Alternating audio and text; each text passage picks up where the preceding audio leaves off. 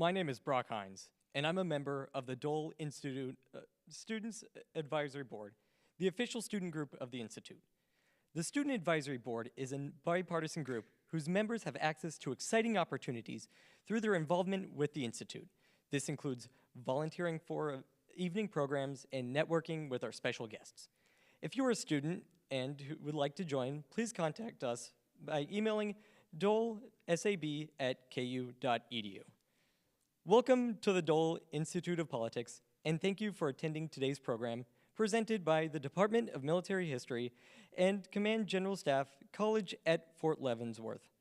After the program, we'll have some time for the audience to ask a few questions. If you have a question, please raise your hand and a student worker with a microphone will come to you. Please stand if you are able to stand. Please stand if you are able to and ask just one brief question. The Dole Institute's mission is to foster a civil and respectful discussion about important and often difficult topics. Please phrase your question with this in mind. Before we begin, I would like to remind you to please turn off your cell phones, and I'd also like to announce that we'll have a book program about women's veterans in American politics on November 15th at 2 p.m. More details can be found on our website, doleinstitute.org. And now, please join me in welcoming Director Dave Cotter. Thank you very much. Thank you, everybody, and thank you again for being here in another one of our series on the Periphery series that's been going on all this year. And it is my pleasure and honor to introduce Professor Sean Kalic, who is today's speaker. Sean occupies a very special place in the department. He is our master instructor. He is our senior academician and is responsible for developing the faculty in the Department of Military History. Sean's an accomplished scholar. He is, as you can see in the bio on your handout there, widely published, and he's, of course, uniquely qualified to talk about this topic today, as you can see by his recent book. So, ladies and gentlemen, please join me in welcoming Dr. Sean Kalic. Thank you. Appreciate it. Yes, thank you to... All right, thank you to Dave Cotter for letting me out of the building today, which is, I don't always get out of my office, so that's awesome. And the Dole Institute for being back. I think this is my first time back since COVID, so it's really nice not to be in my home with a computer and seeing nobody. So awesome to see people again. So today, part of the problem is how do we condense this into 45 minutes? That's the problem that I see. So, and the other problem is we have to talk about James Bond and all that other fun spy stuff, right? So I'll propose a way we kind of get through it in kind of an immediate fashion. And then if you have questions, we'll handle those at the end, and we'll go from there, right? So the reality is what we'll talk about is not specifically unique just spies, but the process of what happens during the Cold War. And we'll kind of start prior to the Cold War, because the reality of spying in the United States and in the Soviet Union, I would argue, really dates back to the 1920s as it officially starts. So we'll work through that and just talk about kind of the give and take back and forth, take it up to about the 1970s, and then we'll kind of end it there because simply don't have time to go further. But in questions, if you want to ask questions about 80s, 90s, and beyond, I'll happily accommodate those questions, okay? So let's start with some background here. And we'll start kind of with really the Amtorg Trading Company, which is a unique organization that as the Soviet Union comes out of its civil war and is trying to reindustrialize and rebuild itself as a somewhat normalized nation with industry and manufacturing, they set up this Amtorg Trading Company, which is designed to be essentially a clearinghouse in the United States that will work with industry and folks like Henry Ford to bring process building engineers over to the Soviet Union to help build their industrial sector, because they've just gone through a major civil war. They're trying to get things going for a brand new economy, and the Amtorg Corporation is a way to kind of get Soviet representatives in the United States liaising and talking to U.S. industry and business and engineers and scientists and figuring out how to kind of take some of that stuff back. The operative word, take. It's supposed to be an above-board business organization. That's really loud. The reality is it's a front for spying, for industrial spying. Yes, there are meetings, but the reality is the Soviets are stealing copious amounts of industrial data on how to build production lines, aircraft engines is a big idea, internal combustion engines, tractors. That type of agricultural military complex becomes their main focal point. And I would argue that the way that U.S. and the Soviet Union kind of practice and behave in the Cold War can be dated to kind of this period, because what happens is the FBI starts to find out that it's not just about amicable business relationships, it really is about them stealing as much as they can and going back to the Soviet Union and replicating it, which is a problem, right? We still have this problem to this day with China and some other elements, okay? So the Amtorg Trading Company really becomes the standard by which the Soviet Union will use front organizations as a means to enter the United States on official business, since we're an open society, and then use that front as a means to essentially insert agents, espionage agents, spies, and gather as much information as they can to benefit themselves, and as we'll see, or to essentially maybe build plans against the United States. So the Amtorg Trading Company goes away in 1933, once the Soviet Union starts building its own first 5-year plans and economic industrial facilities. But the reality is the FBI is onto it by 1925 and realizes that it is really a front organization for industrial and espionage, okay? The second part of this is the Manhattan Project, which is supposedly the most secure project the United States ever embarked on, right? This is the project to build the atomic bomb. And I think there's a video of me doing a presentation on the Manhattan Project a few years ago, at this very institution, if you'd like to kind of look at that. And what's unique is if you look at the lower pictures down, the 6 principles in the Russian atomic spy ring. So Leslie Groves and his huge conglomerate of folks that put together and build the various elements of the atomic bomb in the project are obsessed with security. The problem is there are spies within the Manhattan Project. So this is the second main part that kind of starts this espionage thing growing, that the Soviet Union knows that it's behind in industry, knows it's behind in science and technology, and then inserts agents within either Amtorg or the Manhattan Project as a way to extract important data or information or intelligence from the United States. What's unique about the atomic spy ring is that Theodore Hall, Klaus Fuchs, David Greenglass, and the Rosenbergs are probably the most famous. The other folks that aren't known as well, Fuchs, Ted Hall, and Greenglass, actually provide significant scientific and engineering data to the Soviet Union, which allows them to get the bomb about 5 years earlier than we expected them to get the bomb. So they actually get very good science and technology back, but it saves the Soviet Union lots of time, effort, and money when they start developing their own weapon. And again, what happens is, as the World War kicks off, this is kind of unique. So we know there are Soviet spies in the country with Amtorg. The Manhattan Project is supposed to be this, tightly guarded secret that no one knows about, even Harry S. Truman, right, the vice president in '45. But yet it's full of some spies. And what's unique is that during the ramp up to kind of in '41, '42, and this leads to Venona, is that the FBI is aware and concerned about illegal Nazi radio stations or propaganda being broadcast around the United States.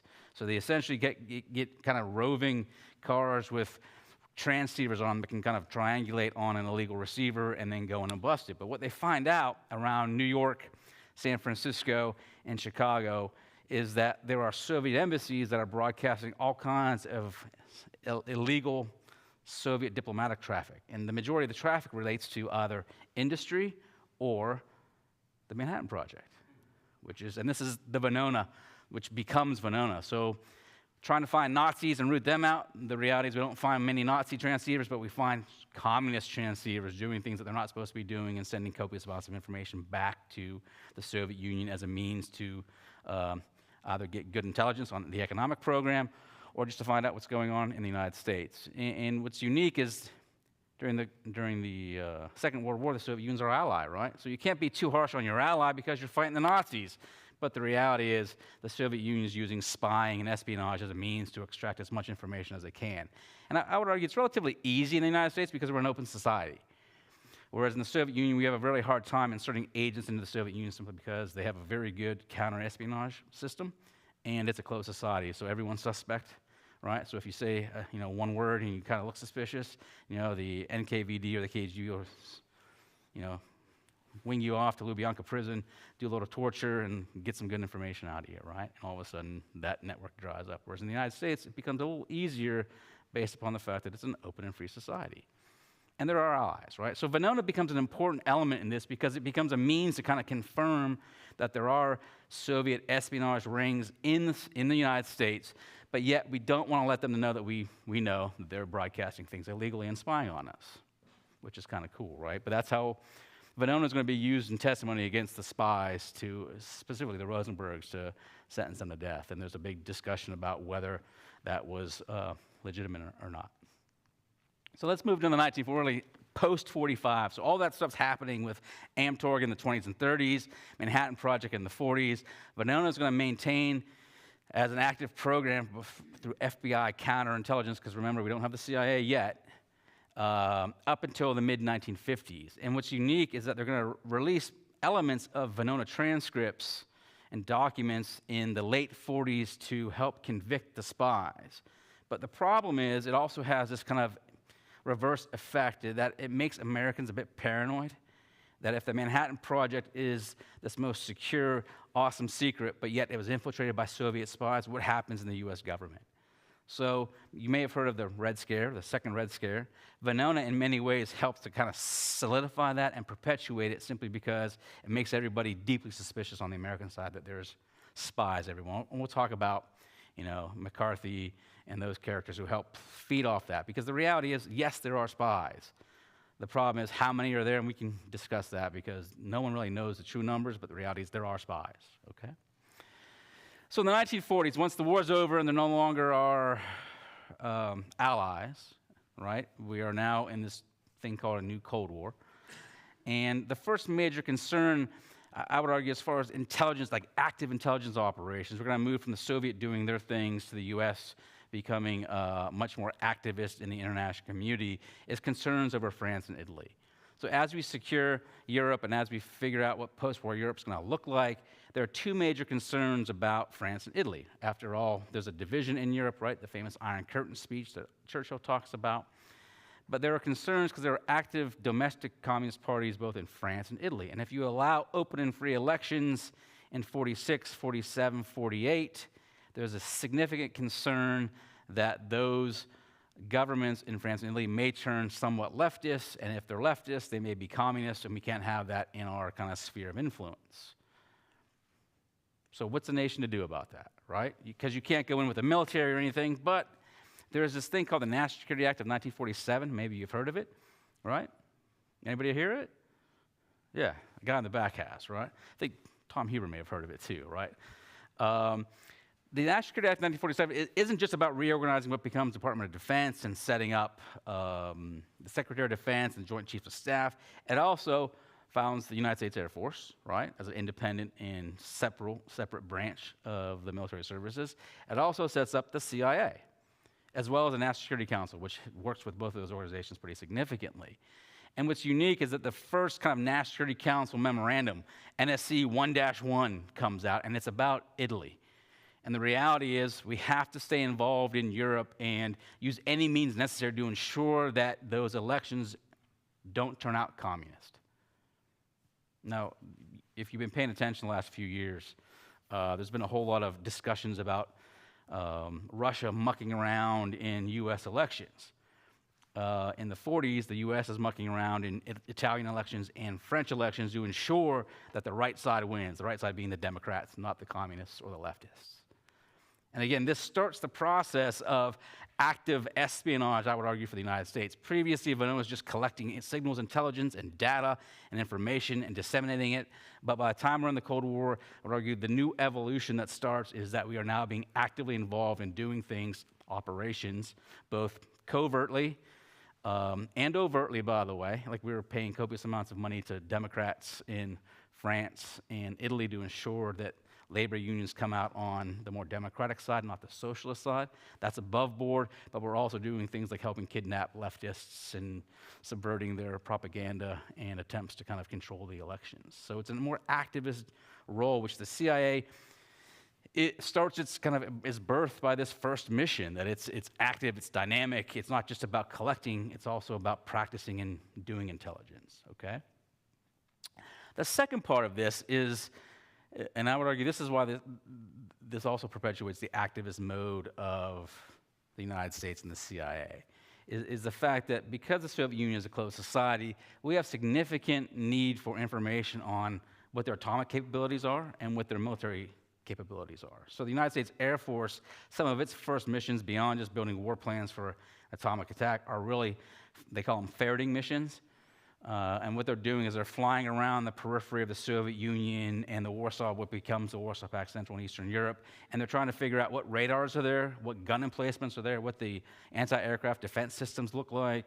Can they take pictures being in international airspace of Soviet, industry out around about Vladivostok? What do port facilities look like? Because one of the problems the Department of Defense finds out is that as we go to build war plans against the Soviet Union, we lack significant intelligence on the Soviet Union.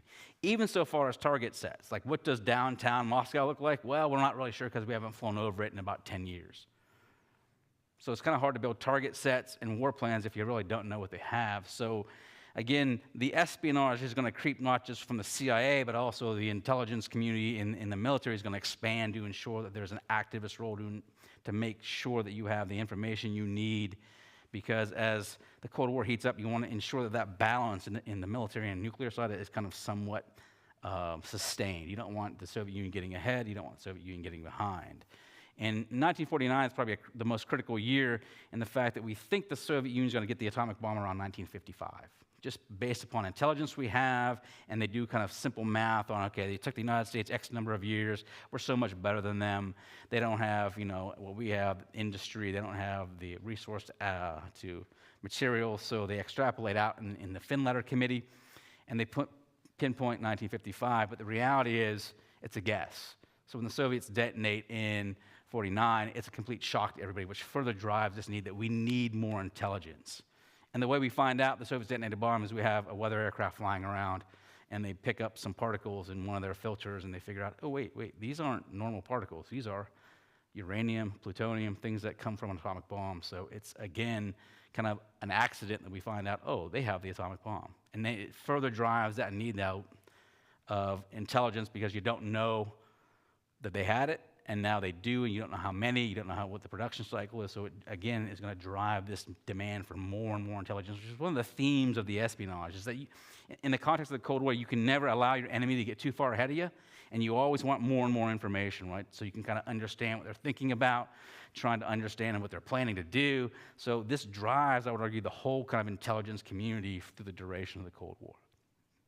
Now, I mentioned Venona earlier, and Venona is still active and working through the 1940s. The significance of it, as I mentioned earlier, is that it has a profound impact on the United States domestically, in the fact that it helps drive the Red Scare to almost kind of hysterical levels.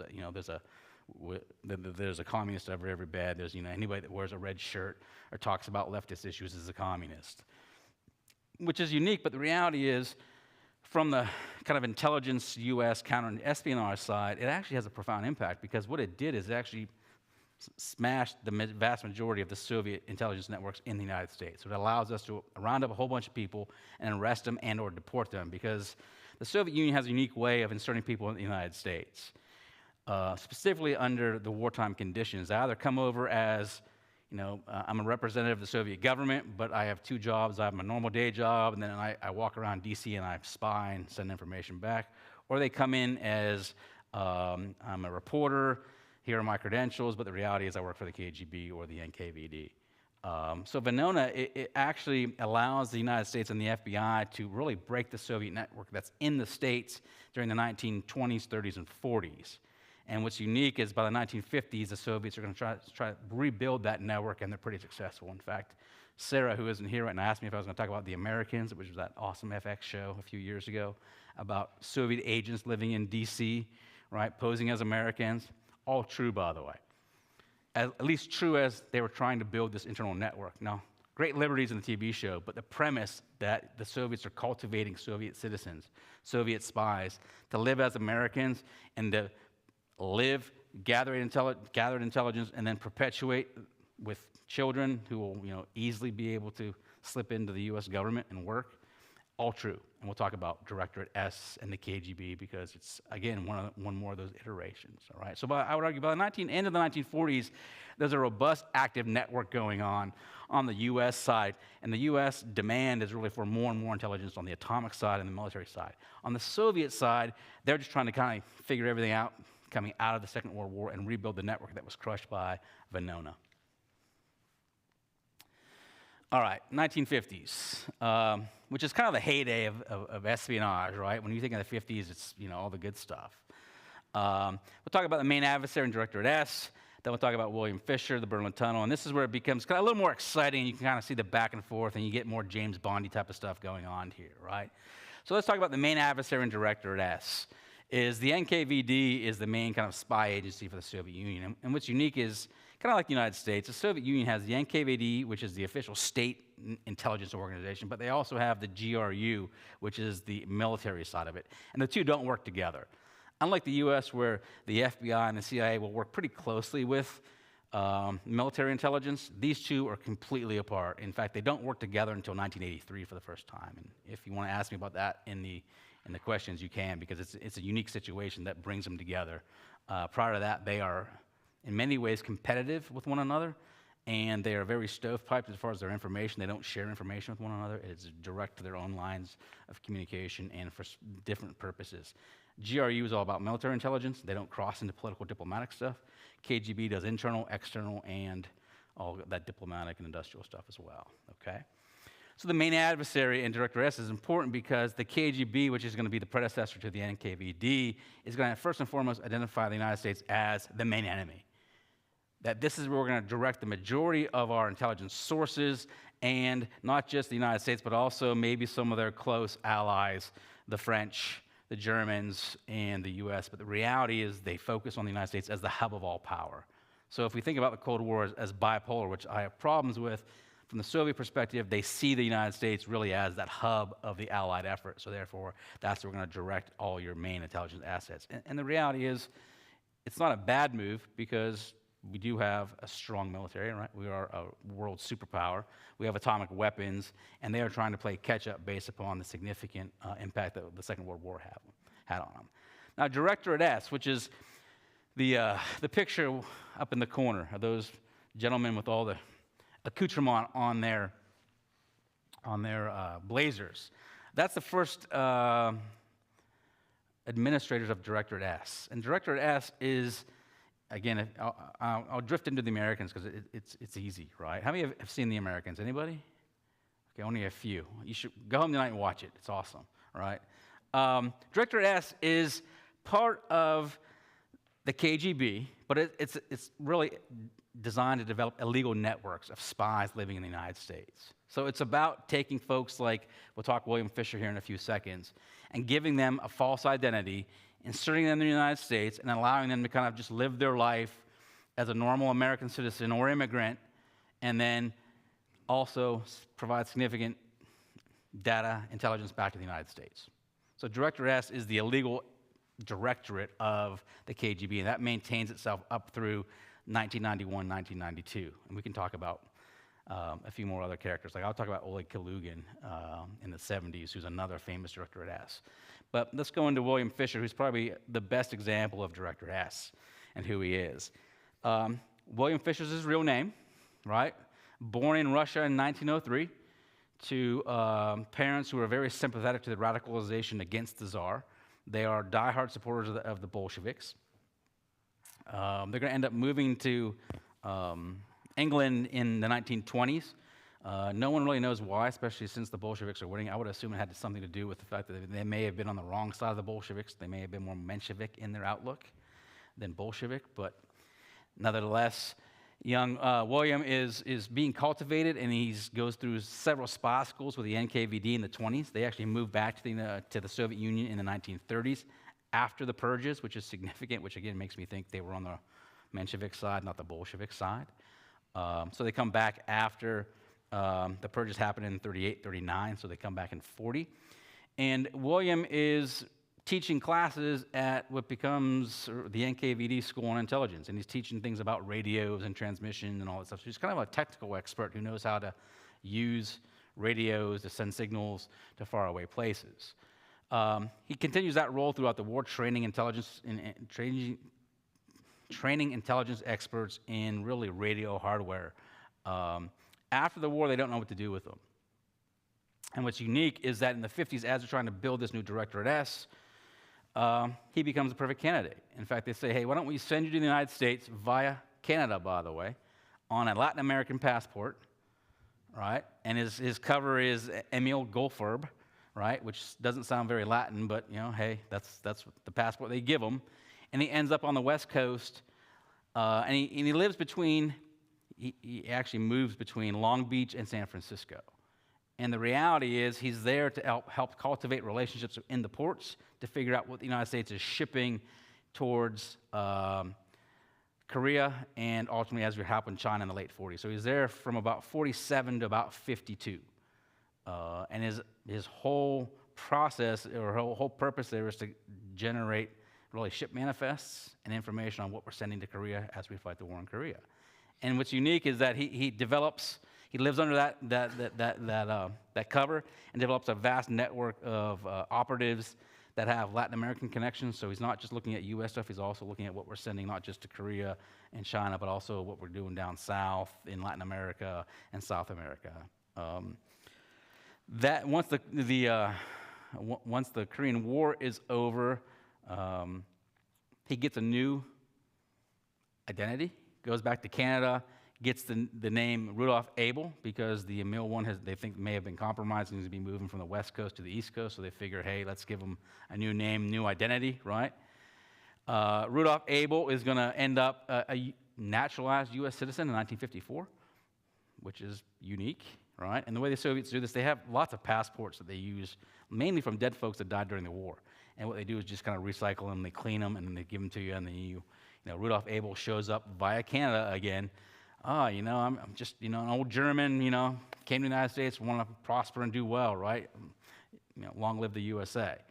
Ends up being naturalized, but he's also running intelligence networks within New York, Virginia, and cultivating folks within the U.S. government. So DOD, right, Department of Economics, and he's sending intelligence back to the Soviet Union via radio signals through what is supposed to be diplomatic channels. Venona is what catches Rudolph Abel. So again, Venona becomes significantly important because it is, it's probably the best means to kind of seize on to those signals, and then you just kind of track him to his apartment and he goes. Now what's unique is that he's arrested in 1957. About 11 months prior to his arrest, he's given directions from his KGB handlers that he should leave New York, go back to Canada, come back to the Soviet Union because they think his position has been compromised. He doesn't listen.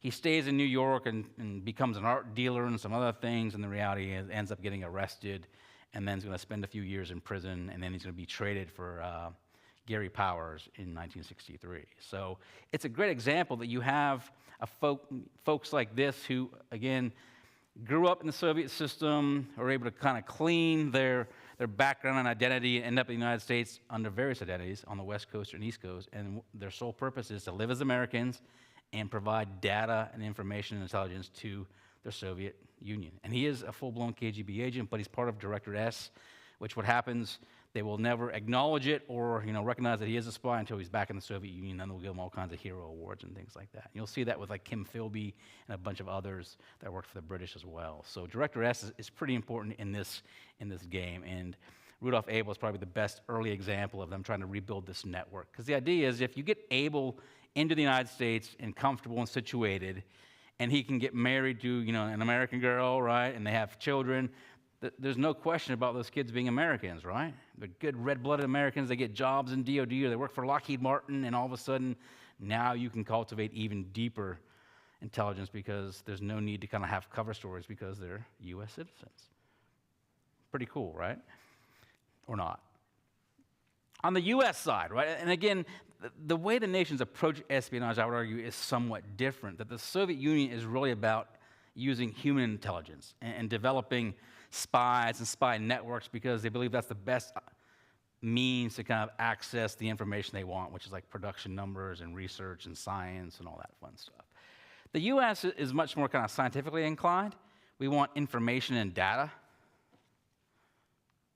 All right. Is there a way to bring this back on? Anybody? We can talk about, if it doesn't go, I can go without slides. But the Berlin Tunnel is a unique element in fact that it starts really as a UK operation in Austria, in Vienna, which is really the hubbub of all power, or really all spying in. Thanks, Mark.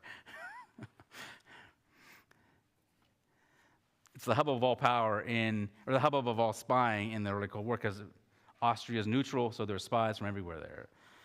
And the British intelligence service starts a process called Operation Silver, where they're trying to tap into Soviet phone lines and just listen to conversations. And the U.S. thinks this is pretty cool. And then as the United States works with the British, they think it may be a valuable operation. And as we get up into Berlin, and the CIA is standing up and figuring out that there are opportunities for the United States to do this, we come up with this thing called Operation Gold. This is what I like about studying spy stuff, right? So if the British one was silver, we have to be better, so ours is Operation Gold, right? Because it's qualitatively better. Then it's going to morph into Operation Regal because, it's even higher than gold, right? But what's unique is that right on that east-west German border, right, the East Berlin, West Berlin, the CIA finds out that right across the line, right by a cemetery, is a central communications network for the Warsaw Pact. And it is literally like 5 kilometers from, maybe not even 5 kilometers, probably 500 feet from the border. And they realize that if they tunnel underneath it, right, so they start on their side, there's a big warehouse on the west side. If you build a basement to that and tunnel down and then go across, you could probably access those communication nodes and tap into the phone lines. And if you can set up an awesome kind of communications listening center, you can record conversations and listen and get good data on what the Warsaw Pact is doing and planning. And again, this is kind of Wile E. Coyote-esque, right? And the process is kind of comical. So they have to procure the right size building. Then they have to ensure that no one's watching them pull copious amounts of dirt out of the building because they're digging down about 30, 40 feet, and then they're going to have to go 500 to 1,000 yards vertically across the east-west border, which is interesting, right? And the way they do it is they're going to have prefabbed metal and concrete elements that you just kind of push forward. Think of it like a big PVC tube, and you just kind of put a piece in, dig more out, bring out the debris, put another piece in, and keep moving forward. Now, the problem is that they're also below the water line, so they have to build pumps into this thing because it keeps flooding and all kinds of fun stuff. But the reality is, no problem.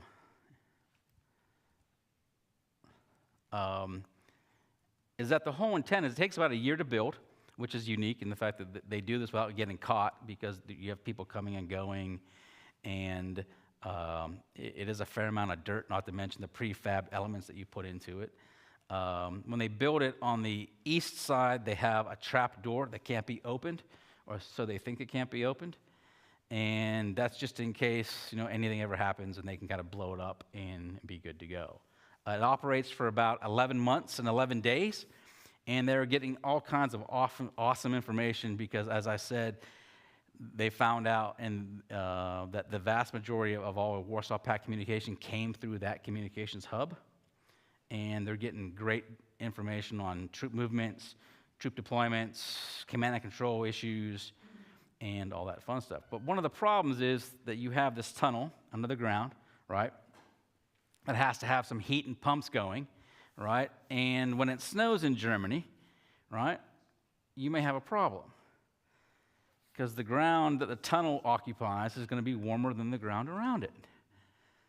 So one of the first kind of indicators on the Soviet side, on the East Berlin side, is when it snows in this 11-month period during the wintertime, they recognize that there's one strip of land that seems to melt quicker than everything else, right?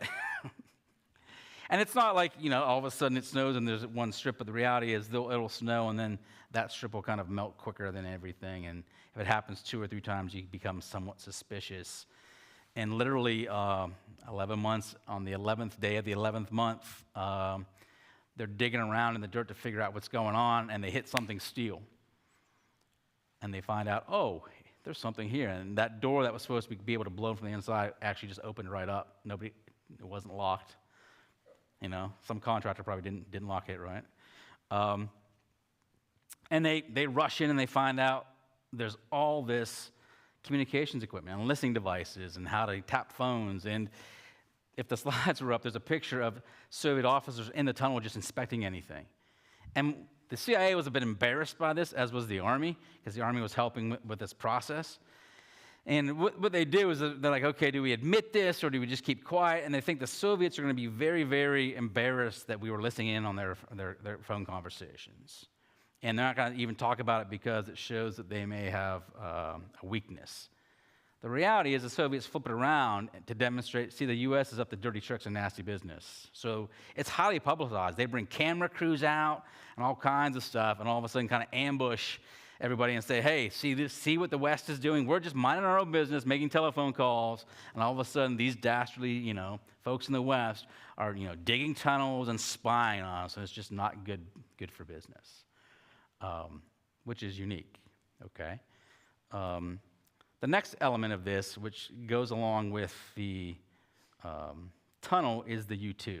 So the tunnel is good for collecting signals intelligence, but if you really want to get over the Soviet Union, which has always been a problem, we've been trying to fly around the periphery, but the problem is you can't get deep into the Soviet Union, you can't get deep into the industrial centers. So the issue is how can you fly over, get good intelligence, but yet if you do that, it's technically an act of war, right? It's illegal, but you need it because it helps to maintain that strategic nuclear balance. So the U-2 becomes the means to collect that data, photographic intelligence. So it's designed in secret, right? It's designed by a joint CIA Air Force team. Kelly Johnson's the designer. It really is a rocket power or a jet powered glider that flies about 70,000 feet. And what's interesting, and this goes back to Amtorg and Venona, is that when they're producing the aircraft, they recognize that there may be spies in the system. So they develop two sets of manuals. They develop the real manual that says, that has all the procedures and everything. And then develop a second set that limits the ceiling at like 50,000 feet and gives false information on everything else, which is kind of interesting. So they're aware that it may be compromised, so you make sure that the bad set gets out and the good set is significantly controlled and only handled by those that have a need to know. But the U-2 is in many ways an awesome piece of intelligence gathering because it can fly at 70,000 feet. It has a phenomenal camera system. The camera system on the U-2 will become the base of camera systems for satellites that we see just a few years later, which is amazing. And the problem with the U-2, though, is that you are technically flying over an enemy country taking pictures. And the Eisenhower administration, which uses the U-2, and Eisenhower approves flights starting in 55, 56. There's intelligence from the CIA that the Soviets are developing an anti-aircraft system and or MiG-21s that can kind of zoom up and then shoot with missiles that kind of do a shotgun effect on the U-2. But Eisenhower believes that the need for strategic intelligence is necessary, so he's willing to risk this. And he does this up through 1960, right? May of 1960 is the last U-2 flight that he approves. Gary Powers, who was then shot down. And then the Soviet Union, has a trophy. And again, the game, right? It really is, in many ways, a game that when the Eisenhower administration has to figure out they lost to U-2, their first cover story is, well, we've had a weather aircraft, a NASA weather aircraft fly off course, and we lost it, right? And the Soviet Union sends a diplomatic response essentially saying, really? Is that your right answer? Is that the true story? Yep, absolutely. It was an Air Force weather aircraft, veered off site. And then about a day and a half later, they issued this very tersely worded diplomatic communique saying the Soviet Union is, filing a formal protest in the UN of the U.S. flying spy flights over the Soviet Union. The U.S. response is, we would never do that. The Soviet response is, well, this guy says different. And they trot out Gary Powers and pieces of the U-2 and his survival kit, which has cyanide tablets in it and stuff like that. So you have that game going as well, which, again, there's some comedy there because Powers was actually flying for the CIA, and there's indicators that The ejection procedure had one last step, which was a self-destruct mechanism, which most of the pilots have admitted that if you hit that, you're probably not going to eject. It'll just blow the aircraft up and you go with it, which is a way to save face, right? Powers didn't do that last self-destruct mechanism, just kind of punched out of the aircraft and floated down safely to the Soviet Union and became one of the world's famous spies, right? And then he gets traded in '63 for Rudolph Abel. So this whole system kind of works together. Can I pull it up or no? Are we still working? Okay, no worries. We can go without, right? Who needs slides, right? It's just good pictures. So the U-2 becomes, again, that reinforcing mechanism of the United States loves technical capabilities, right? And whether it's the Berlin Tunnel or the U-2, we seem to have this propensity for kind of technical means to gather intelligence, whereas the Soviets are really more about getting folks into the United States and extracting data that way. All right, we're almost there. Perfect. Perfect. Thank you, Mark. All right. Just in time. Let's talk paramilitary operations, because as I talked about technical means and the coming out of the 1950s and into kind of the 60s, the CIA is moving beyond those mucking around in elections, and now with the success they think they had in Iran and then Guatemala, about developing paramilitary operations to topple governments, right? And the Mossadegh situation in Iran is the first success, one that they have. Guatemala is the second one. And by that time, the CIA is pretty sure that their new role in the world is paramilitary operations to take down governments and do dirty tricks, right? Essentially bring down anything that's Soviet or communist. And there just happens to be a phenomenal case study 90 miles off our coast called Cuba, with Fidel Castro rising to power. So Alan Dulles is going to start building a plan to build an invasion force to land in Cuba and foment a counter-revolution against Castro and take Cuba back and install a non-communist regime. Now, you may know this as the Bay of Pigs, which it is. But the reality is it's built under the Eisenhower administration as they had success with operations in Iran and Guatemala. The problem is it moved those under the Kennedy administration. He's going to be the president who okays the Bay of Pigs or says yes to it. But the problem is the Bay of Pigs operation, when the CIA had it, it was a pretty tightly focused operation. It was a bunch of Cuban exiles that were being trained to essentially land on 5 to 6 beaches in Cuba and infiltrate into the communities and then build a revolution from within. However, the military got wind of this and wasn't really happy because it seemed too slow and it may take too long, and they put a Marine lieutenant colonel in charge. And if Marines know how to do one thing, it's how to build an amphibious assault force. So the operation that the CIA built, all of a sudden when DOD gets involved with the Marine in charge, it becomes an amphibious assault force, which means U.S. ships, fire support, aircraft. So the operation goes from this small, controlled, tight-knit, kind of slow, incremental build from within to, no, we're going to land on Iwo Jima and take it back. The problem is, I think you know how the Bay of Pigs goes. It's kind of hard to mask ships coming ashore and aircraft coming ashore. In fact, the Castro regime is very good at handling it and then shoots a bunch of aircraft down. The Kennedy administration does not allow U.S. aircraft to provide airstrikes or naval gunfire support, and it fails miserably. And it's another stain on the CIA's kind of paramilitary operations. But yet they don't give it up. They won't give it up until the 70s, and we'll talk about that in a few minutes. Now, on the KGB side, what are they doing this whole time? They're thinking the world is starting to kind of shift their way, because the 60s is kind of that last wave of anti-colonialism, and you have folks like Oleg Kalugin here, who is posing as a TASS reporter, but his true job is to travel to Florida once or twice a year and cultivate relationships with Cuban exiles and to ensure that the United States isn't planning another Bay of Pigs. And if you read Oleg Kalugin's biography and his autobiography as well, is that he is a true believer, and he has these awesome stories about he and some of his colleagues are hanging out in Cuba again, posing as Latin Americans, which I can't get over this, right? Time and time again, you have these Russians who tend to have deep accents posing as Latin Americans, which it seems odd to me, right? And they're in this hotel room in Miami talking to a bunch of revolutionaries, and one of the revolutionaries counter-revolutionaries makes a point that, wait a minute, you kind of have an odd accent. Where are you from? And he's like, oh, I'm from, I'm Brazil. No, that's not Portuguese. So he and his buddy kind of hightail it out of there before they get found out. So again, this emphasis on the Soviet side is that as we're striving to do this kind of high-tech thing with U-2s and Berlin tunnels and these awesome paramilitary operations, the Soviets rely on kind of the tried and true method of old school intelligence, right? Human operations. You get people in, I'm just a college professor, but by night I'm fomenting revolution from within, all right? And that's going to be a consistent theme, as I said, throughout. Now, also in the 1960s, because of the U-2, both sides are going to, again, the quest for intelligence, right? We have a brand new technology coming along, that's space.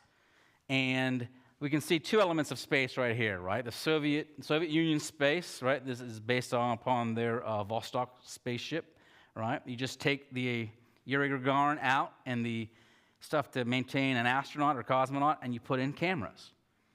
And their approach to satellite development is pretty simple, right? You have a workable spacecraft. You don't need a human in it or a dog. You just plug that stuff with signals intelligence equipment, photographs, missile detection stuff, which is pretty cool on their end. So they do look like this, and you can kind of see the camera and then other lenses and then things where it's going to jettison back. On the U.S. side, the Corona project is going to be our first intelligence satellite. And you can see here is a map of the coverage of the first Corona mission. And what's unique is that with the satellite, you don't have to worry about it getting shot down. You don't have to worry about the Soviets capturing the pilot. You also get, in one mission, more coverage than all the U-2 flights combined without the risk.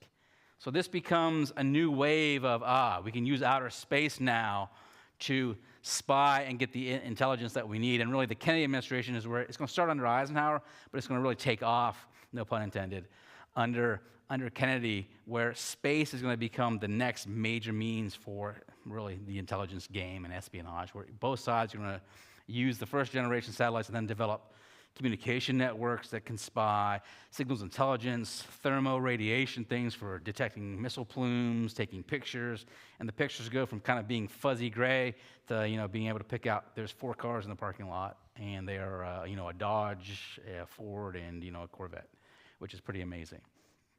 So again, I think as you get closer to the end of the 60s and towards the 70s, there's a transition taking place where while the Soviets do rely on this, they are finding out that you can get better and more intelligence by just flying satellites over.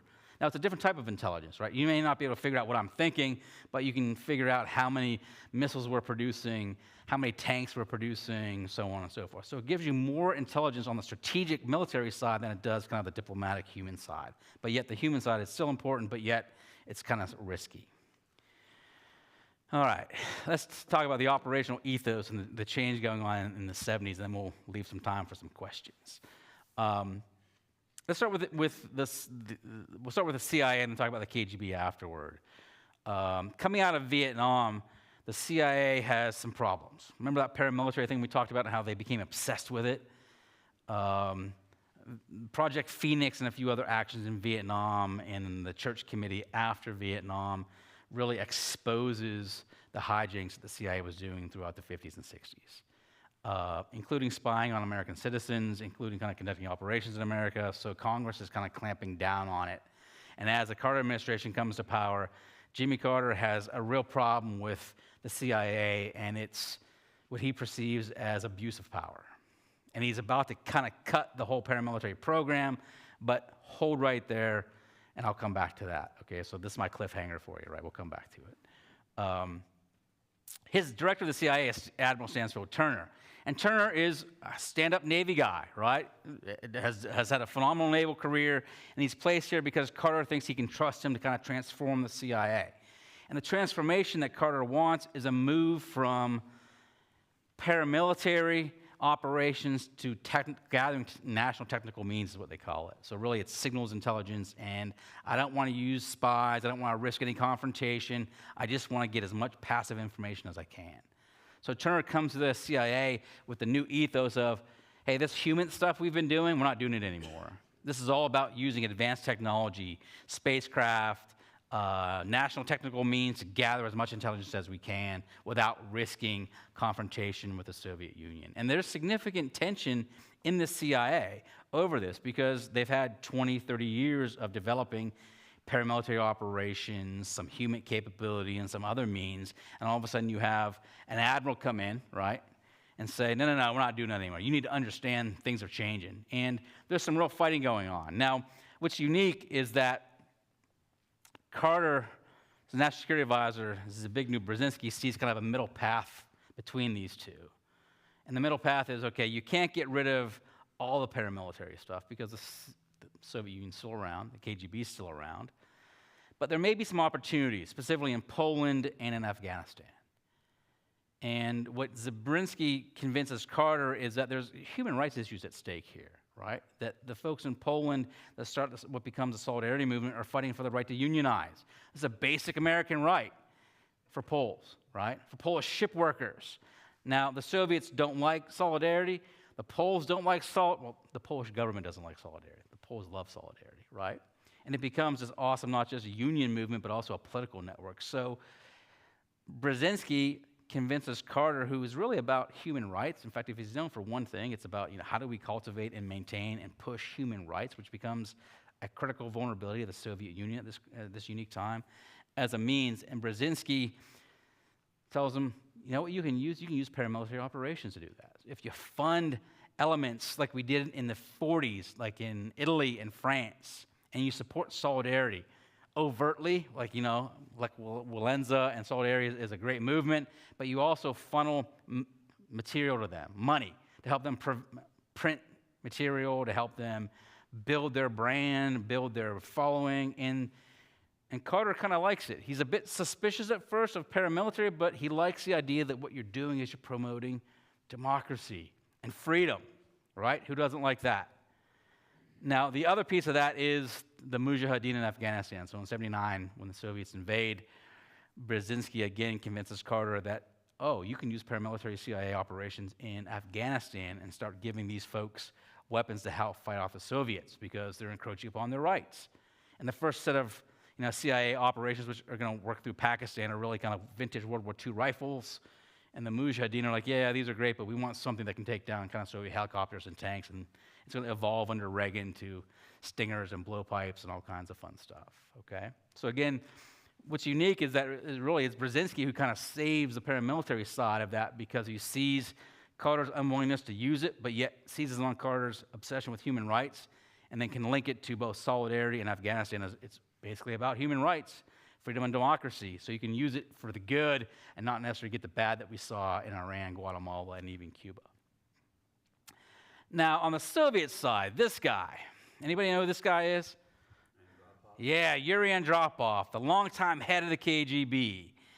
He sees the 70s as a unique period in time in the fact that coming out of the 60s in the U.S. and Vietnam, he sees it and he terms it this way, that the world is going our way, that the Soviet Union and communism seems to be winning, not just in colonial elements in Africa and Latin America, but also in Vietnam and also possibly in Central Europe. So he starts an activist campaign to start pushing more operations in Latin America, Africa, and around the globe, paramilitary style, to help throw out kind of pro-democratic or U.S. left or your U.S.-leaning government. So it's almost coming full circle, which is unique, that they start kind of much more focused on human, and then they kind of end up kind of doing more paramilitary stuff. But he is a dyed-in-the-wool communist. Like I said, a long-time head of the KGB. He's going to ascend to be the first premier after Brezhnev dies.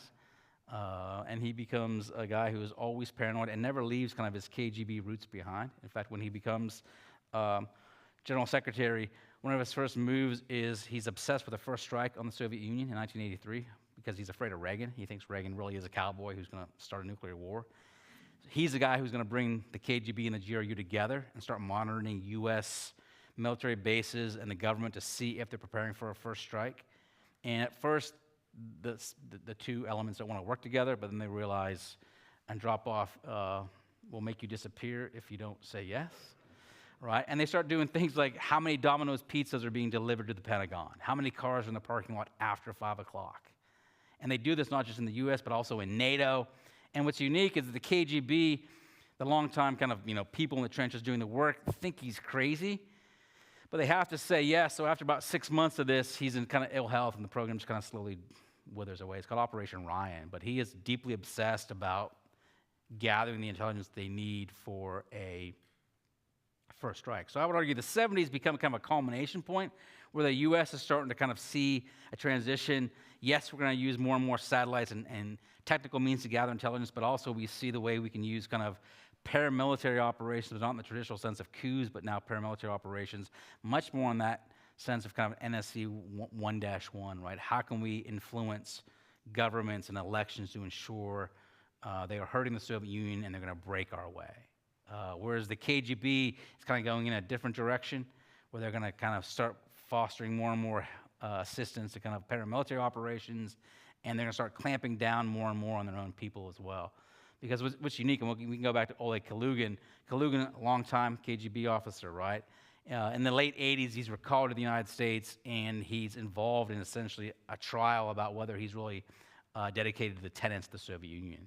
And if you read his autobiography, he talks about how he served this institution and was committed to the institution, and then when that happens, he loses all faith in the institution. And part of it is he's like, I think I may have been in the West too long, right? Essentially, the thing I was standing up for and trying to fight communism or fight for and maintain came back and essentially tried to throw me in jail and maybe execute me. And he's one of the, if you follow what happened in the Soviet Union in the 1990s, he's a leading candidate to kind of multi-party systems and democracy, which is kind of unique in the fact that he spends the vast majority of his career in the United States illegally spying on us.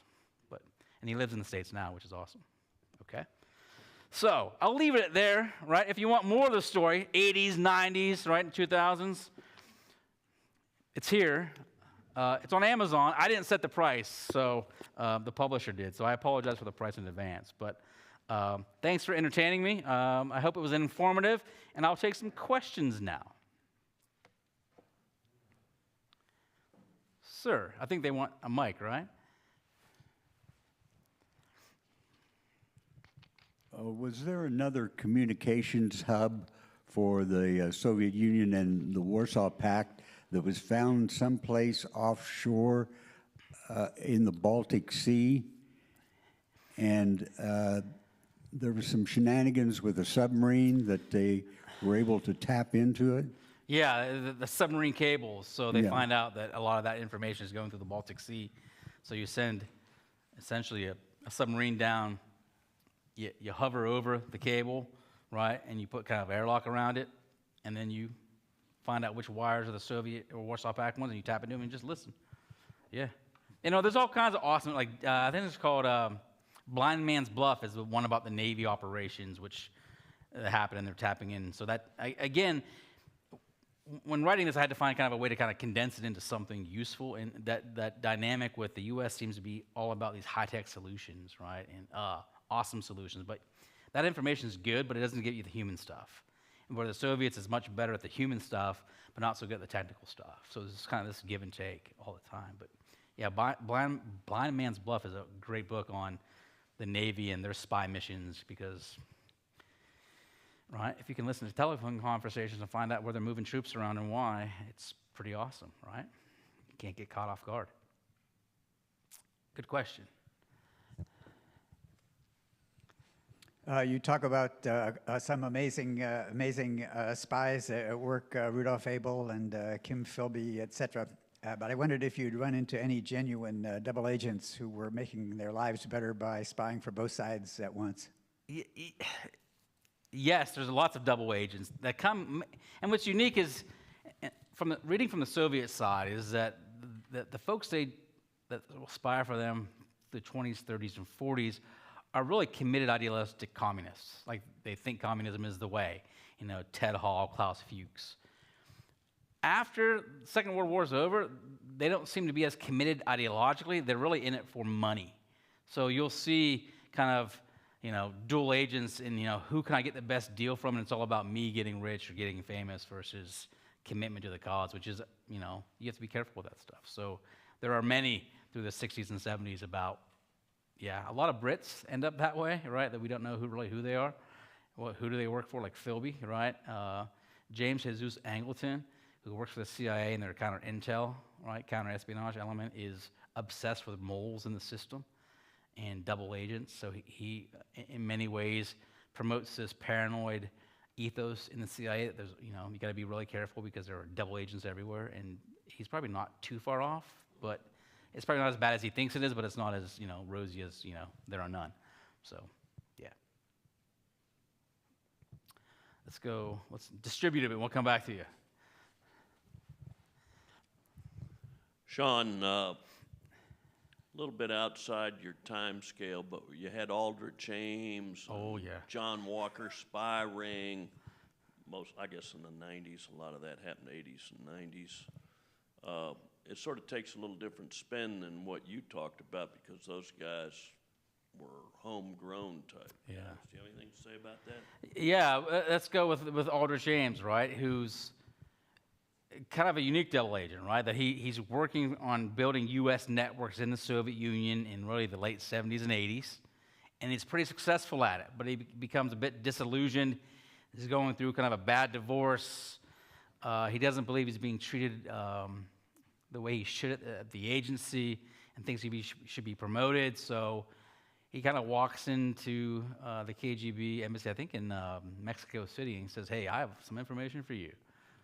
Right? And they're like, "Well, who is this bozo?" Right? And they cultivate him. And the reality is, Ames is unique in the fact that we were having some success finally building a network in the Soviet Union in the late 70s and 80s. Ames gives it up. And what's unique is that the CIA, as they're trying to extract information, they keep trying to figure out, hey, all of our agents are disappearing. We have no idea where they are. It's because Ames is giving them up. So he has a lot of blood on his hands. In the fact that he gave up critical information on the Soviet Union or on our spy network in the Soviet Union. Those folks ended up dead because the KGB has zero tolerance for that. Yeah, and John Walker, similar. It's unique as you get into the 70s and 80s that the folks, there's almost like an ego involved with it. Like, this is, I'll show you I'm really good. I'll go work for the Soviets, but how much I can get away with. And they all end up getting caught, and then they're not really remorseful about it. They're just kind of like, yeah, it happened, right? But it has a profound impact on national security. And it ramps up that tension in the system, too. That every time you have one of those incidents, like both sides just kind of bear down, like, okay, I can't trust you now. So if you overlay this with, like, arms control discussions and things, you can kind of see spikes in tension over espionage incidents and then diplomatic moves to kind of dissipate that, because you don't want tension to spill over either military action or, thermonuclear military action. Sir. I think it was the late 50s, there was a leader in Africa by the name of Patrice Lumumba. And he ended up decidedly dead because he had evidently leftist or communist leanings.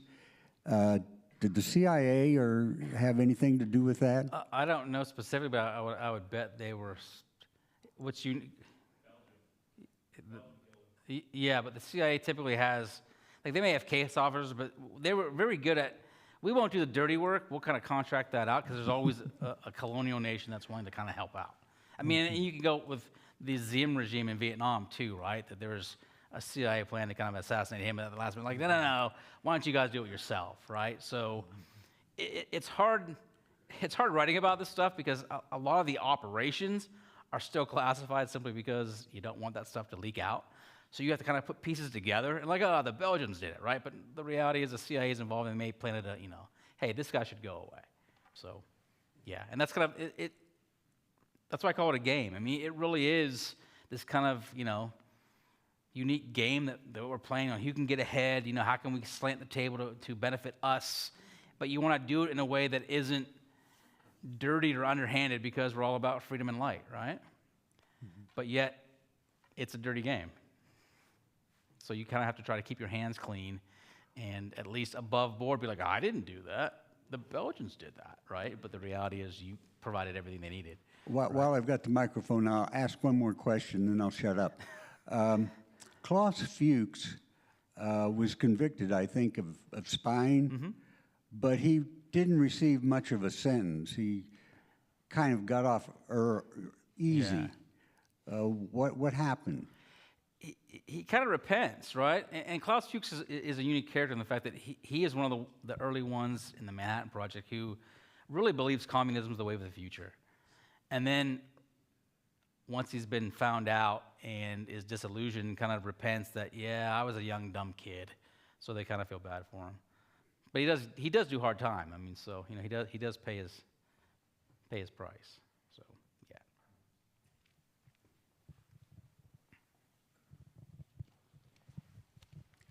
I like the name of your book, and it makes me wonder if in the next edition of your book you have another chapter on the Russian espionage game plan related to a golf club in Florida that had classified and top secret information. Do you think that will be a chapter in your next book?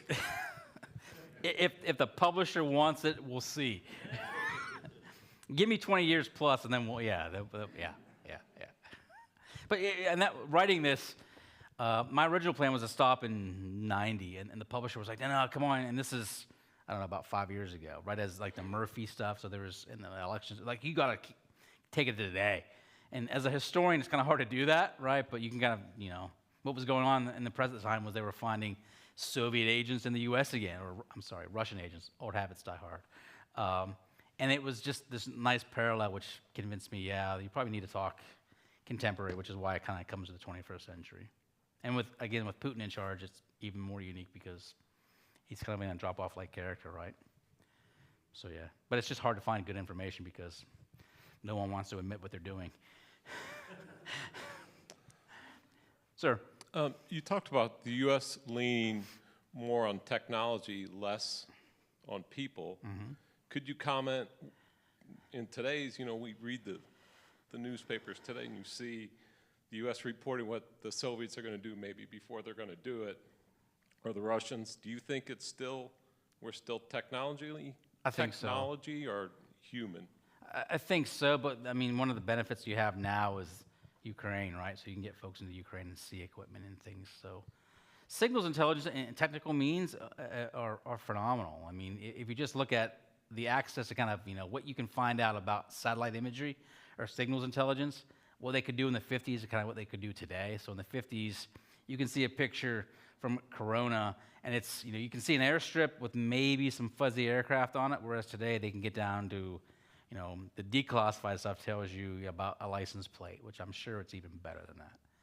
So it's still hard to fly over a country, right, and take pictures, but you can fly over with a satellite and do it because, yeah. And Sputnik's unique in the fact that the Eisenhower administration is pushing for open skies treaty as a way to kind of decrease tension, and the Soviets don't want it simply because they don't want us to know they don't have as much as we think they do. But Sputnik, the Eisenhower administration doesn't protest Sputnik flying over the United States because they're like, oh, guess what? We can fly our Corona satellite over the Soviet Union because it's just a satellite, right? No one owns space, and it helps. So that kind of propels the whole system that, I don't know, technical means, satellites are a really good means to kind of collect intelligence because nobody owns space, and if you sign off on the Outer Space Treaty, you know, we're just doing it for military purposes. It's not offensive, it's not weaponization, it's just to keep things cool. Hi, I was wondering, you talked about how the spy game changed both in the U.S. and the Soviet side. What did you see that stayed the same throughout the period for both? The unquenchable obsession with the need for more, which is unique. I mean, they can never get enough information, which I think drives them to do all these, you know, crazy ideas. And I'm sure that's still the same today, right? Because, I mean, in the Cold War, that nuclear tension and the need to know what your enemy was thinking, I think, drove that you want to, you know, okay, how close are they to nuclear war? And that's, I really like the chapter on 83 and Operation Ryan because Andropov is obsessed with this first strike. And he just can't get enough information. Like, you know, okay, so you got the Domino's pizza delivery roster for the Pentagon. All right, what about, the air base out at Andrews? What are they getting? So it's just more and more and more. And what you see is on the KGB side and the GRU side, the system's straining under the demand for more. Because I need to get, I need as much information as I can, so if I have to launch a preemptive strike, I know it's going to happen. Versus, I'm about 50-50 of the way there. Let's just roll the dice and go. So that, I think, always stays the same. And I don't think it's ever going to go away. Good question. Sean, I enjoyed your presentation very much. I have a question about the last, updating all this a little bit, about the last 20 years, having to do with the role of China. And the question is whether you see China moving into the void and adopting some of the ambitious missions and methods of the erstwhile KGB, those methods being HUMINT, SIGINT, and now also CyberInt. I recall that about 15 years ago, the Chinese Communists penetrated the personnel files of the Office of Personnel Management and absorbed every detail of the files on 2 million federal workers, which sort of puts the old KGB puttering around Long Beach to shame. Anyway, that's the question. Yeah, no, in fact, I was involved in that stealing of that data.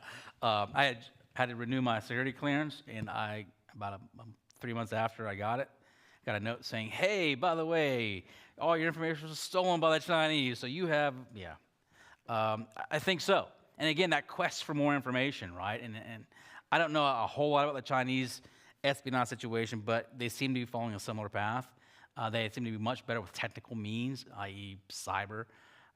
They seem to be very good at using front companies too, amateur-like, right? Or, hey, let's go buy we'll step in and buy some ports in Greece, and all of a sudden, Greece, the companies default, and all of a sudden the Chinese government steps in. So they're, I think, much more shrewd and much more focused on what they want to do, and in some ways maybe better at it.